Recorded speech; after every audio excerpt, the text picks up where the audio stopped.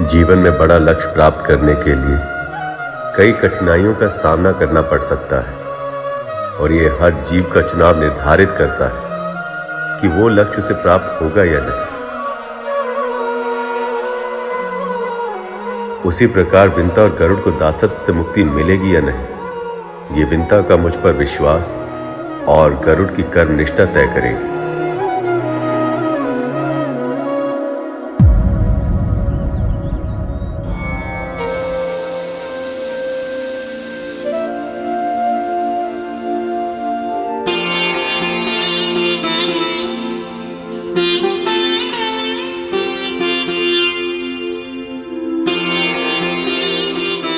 गरुड़ अपने प्राणों को संकट में डालकर अमृत देने गया है ताकि मैं दास्तां से मुक्त हो सकूं।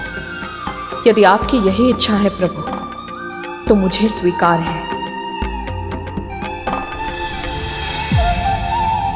एक सच्चे भक्त को हर स्थिति में अपने प्रभु पर विश्वास होना ही चाहिए कि जो विधान उन्होंने निर्धारित किया है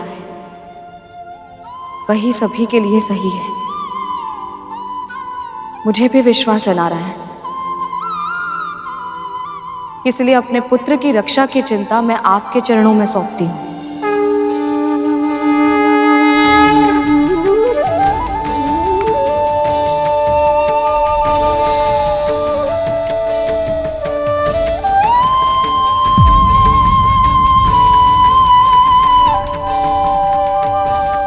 आज पहली बार मैंने गरुड़ को भोजन के लिए भी नहीं कहा। न जाने कितना भूखा होगा मेरा पुत्र। अद्भुत। मां चाहे कोई भी हो, किसी भी काल, किसी भी स्थान, उसकी आंखें उसकी संतान की भूख पर ही रहती।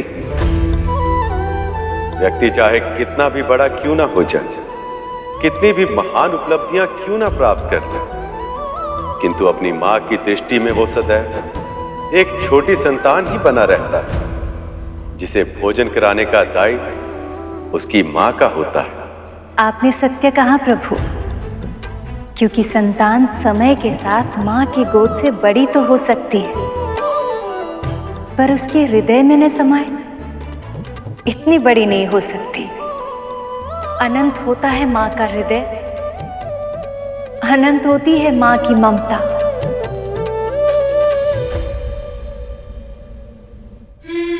हे स्वामी, गरुड़ की सहायता कीजिए। हे स्वामी, गरुड़ की सहायता कीजिए।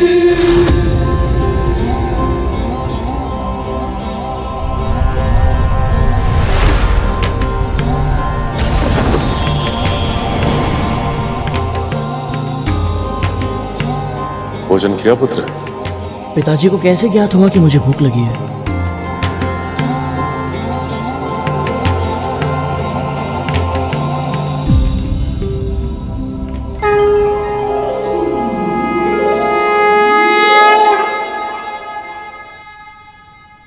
भोजन तो नहीं किया है पिताजी। पहले भोजन कर लो पुत्र, फिर बात करेंगे। क्षमा कीजिए पिताजी, परंतु मैं एक बहुत ही आवश्यक उद्देश्य के लिए निकला हूँ और जब तक उसे पूरा नहीं कर लेता, भोजन या विश्राम के लिए विराम मेरे लिए संभव नहीं है। मुझे बड़ी माँ के लिए अमृत लाना है।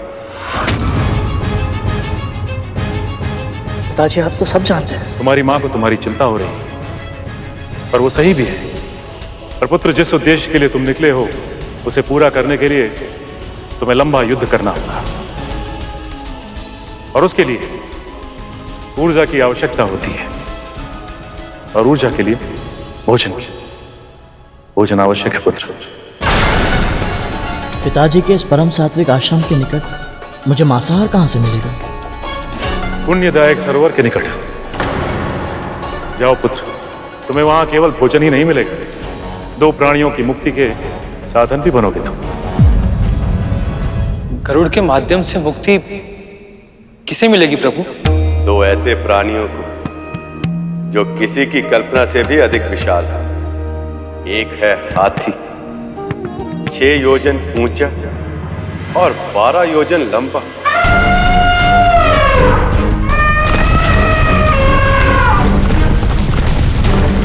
और दूसरा है कछुआ, 3 योजन ऊंचा और 10 योजन चौड़ा। ये दोनों इतने समय से एक दूसरे से युद्ध कर रहे हैं कि अपने द्वेष का कारण तक भूल चुके हैं। विशाल कायरता और असीमित शक्ति के कारण इनमें अहंकार आ चुका है, और अहंकार में चूर प्राणी अपने से दूर प्राणियों के साथ अत्याचार ही करता है। जब तक वह अकारण किसी के साथ झगड़ा ना कर, उसके भीतर की ऊर्जा अशांत ही रहती है।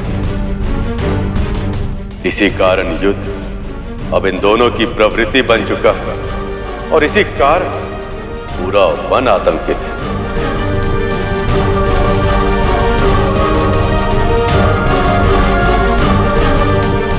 इन दोनों के युद्ध के कारण वन का वो वाला भाग पूरी तरह सुनसान पड़ चुका है, जहां सरोवर के जल से छोटे पशु पक्षी अपनी प्यास बुझाया करते थे, और सभी प्राणी इन दोनों से त्रस्त है, त्राई त्राई कर रहे हैं। परंतु पिताजी, ये कछुआ और हाथी आपस में लड़ क्यों रहे? पिछले जन्म में दोनों सगे भाई थे करके। बड़े भाई का नाम था महर्षि विभावसु और छोटे भाई का नाम था महर्षि सुश्रुति।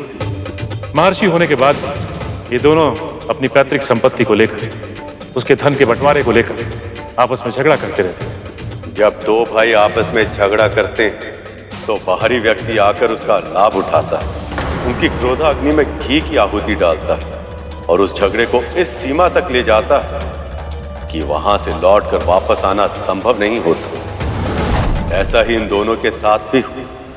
दूसरों की बातों में आकर इनका झगड़ा शत्रुता में बदल गया, और फिर एक दिन विभावसु ने क्रोध में आकर सुप्रतीक को हाथी बनने का श्राप दिया, और सुप्रतीक ने क्रोध का उत्तर क्रोध में और विभावसु को कछुआ बनने का श्राप दे दिया।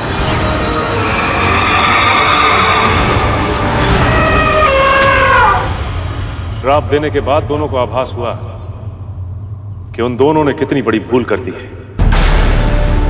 तभी उन्होंने निर्णय लिया कि उनसे बड़े आकार वाला कोई पक्षी यदि उन दोनों को एक साथ अपना आहार बना ले, तभी उन्हें श्राप से मुक्ति मिल पाएगी। सही समय आ गया है गरुड़। न केवल तुम उन्हें मुक्त करो, बल्कि उन सभी प्राणियों की रक्षा करनी है जो उनके युद्ध से ग्रस्त होकर जल सरोवर से अपनी प्यास भी नहीं बुझा सकते, और न ही वन में शांति से जी पा रहे। फिर तो इन दोनों प्राणियों का आहार मैं अवश्य करूंगा पिताजी। आज्ञा दीजिए।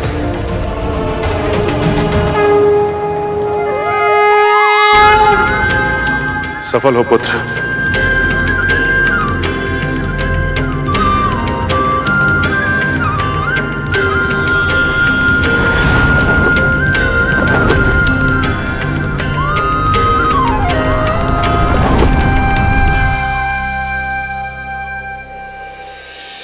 आपने सत्य कहा था प्रभु। ऋषि कश्यप के कथन को सत्य करने के लिए अवश्य आपने ही विंता के मन में ये विचार डाला कि गरुड़ अपने पिता का आशीर्वाद लेकर अमृत लेने जाए, ताकि इन दोनों प्राणियों का कल्याण हो सके।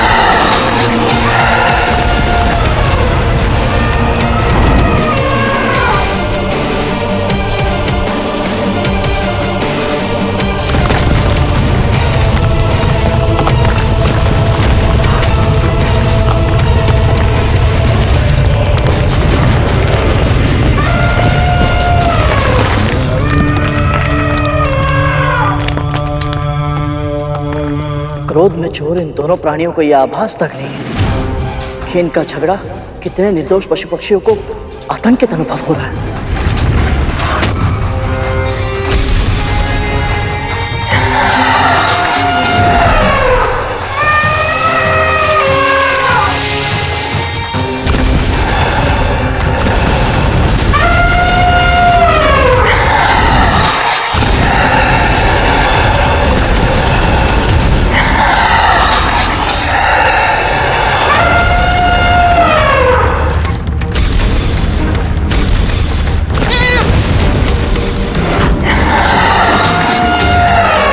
यदि समाज के लिए कोई संकट बन जाए तो उसका विनाश करना धर्म होता है।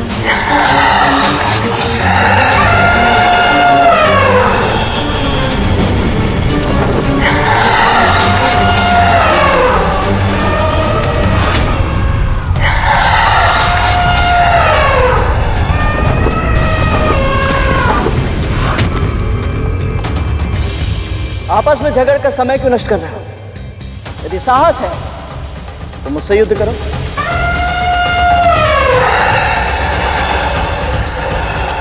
तुमने अपनी मृत्यु को ललकारा है पक्षी। ना तनिक विभाग, ना विशाल आकार, कुछ भी नहीं है तेरे पास, केवल मूर्खता है। और अब तेरी मूर्खता का दंड दूंगा तुझे। चींटी जैसा है तू मेरे सामने, चींटी के समान ही कुचल कर रख दूंगा।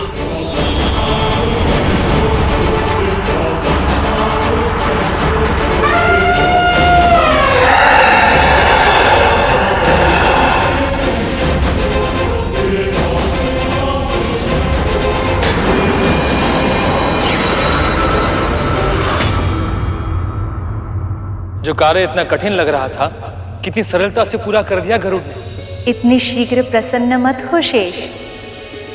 प्रभु ने परीक्षा लेने का निश्चय किया है। यदि कार्य इतनी आसानी से पूरा होते हुए दिखाई दे रहा है तो इसका अर्थ ये है कि हम प्रभु की परीक्षा को समझ ही नहीं पाए,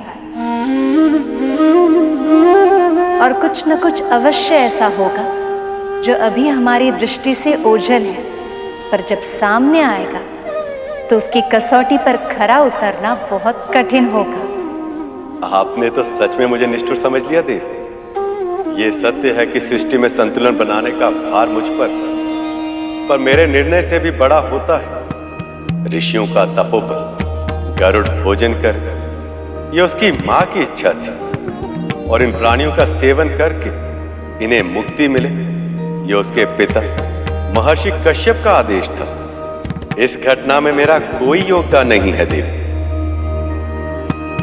सत्य तो यह है कि यह संसार जानता ही नहीं कि ऋषियों की वाणी में कितना सामर्थ्य, कितना पुरुषार्थ होता है। यदि ऋषि कुछ कह दे तो भगवान भी उनके वचन को सत्य करने के लिए बाध्य हो जाते। इसीलिए महर्षि दुर्वासा के श्राप के बाद मैं आपका वियोग सहने के लिए विवश हो गई थी।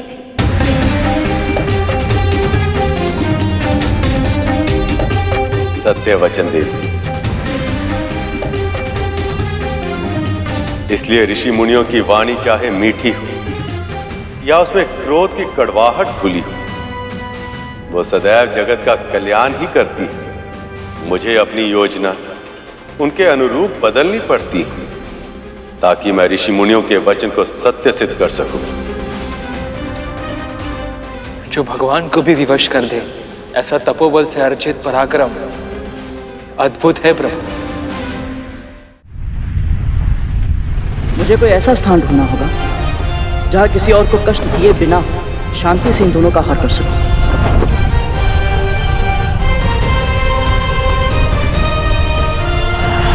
उस वृक्ष पर बैठकर भोजन कर सकता हूं मैं, वहां कोई और आएगा भी नहीं।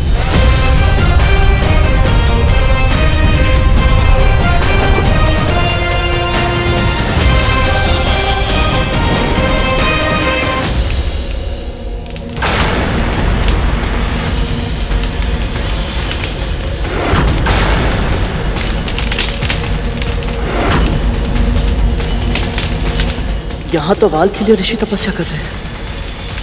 यदि ये शाखा टूट गई तो ये सभी ऋषिगण गहरी खाई में गिर जाएंगे और तब इनकी मृत्यु होना निश्चित है। प्रभु, ये कैसी परीक्षा है आपकी? यदि ये शाख टूट गई तो गरुड़ को ऋषि हत्या का महापाप लग जाएगा। और यदि गरुड़ ने चेतावनी देने के लिए उन्हें जगा दिया तो भी तपस्या भंग होने के कारण वो क्रोधित हो सकते हैं। आपकी आशंका सत्य है देव।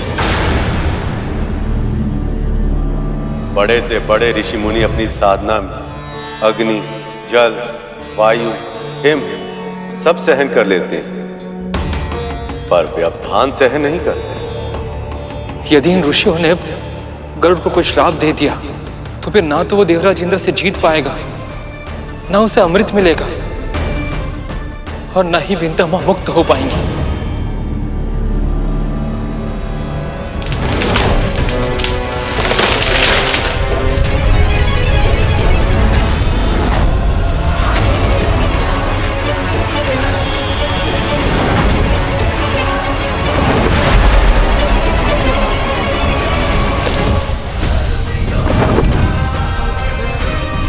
अकल्पनीय, अविश्वसनीय।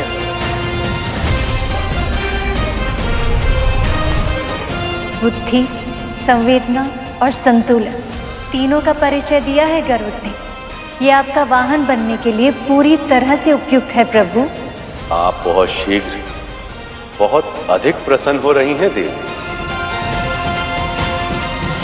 अभी तो गरुड़ ने केवल उड़ान भरी, अभी ये देखना शेष कि वो भूमि पर कैसे उतरेगा। और यदि वाल्खिल्य ऋषियों को यह पता चला कि गरुड़ के कारण उनकी साधना का स्थान बदल चुका है, तो वह क्रोधित भी हो सकते हैं और उसे श्राप भी दे सकते हैं।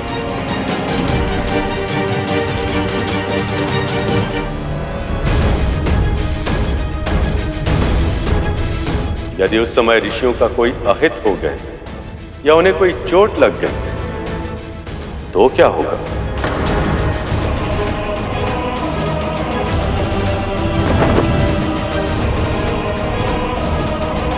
मुझे इस भूल को सुधारना होगा। पिताजी से सहायता मांगनी होगी मुझे।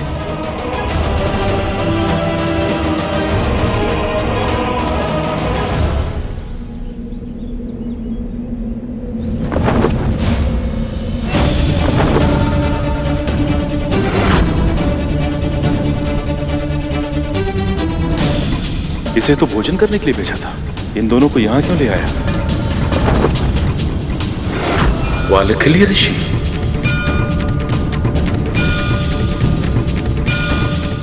गरुड़ कहीं भूलवश वाल्खिल्य ऋषियों को गिरा न दे, अन्यथा गरुड़ को वाल्खिल्य ऋषियों के क्रोध से बचाना असंभव हो जाएगा।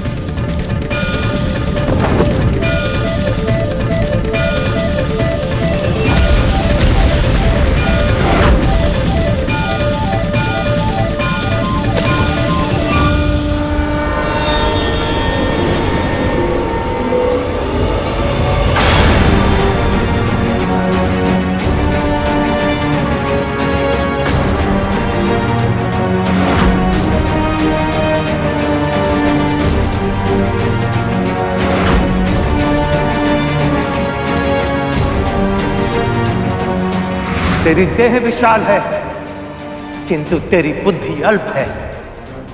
हम तो तुझे यहां आशीर्वाद देने आए थे, किंतु अब हम तुझे श्राप देंगे। श्राप, श्राप, श्राप। मुझे इन वाल्खिल्य ऋषियों को इनके ध्यान से जगाना ही होगा, अन्यथा जब इनकी साधना समाप्त हो जाएगी तब ये जानकर के इनके साधना स्थल को बदल दिया गया है, तो वो इस बात को अपना घोर अपमान समझेंगे। प्रभु, ऋषि कश्यप का भय यदि सत्य में परिवर्तित हो गया तो गरुड़ को वाल्खिल्य ऋषियों के क्रोध से कोई नहीं बचा पाएगा।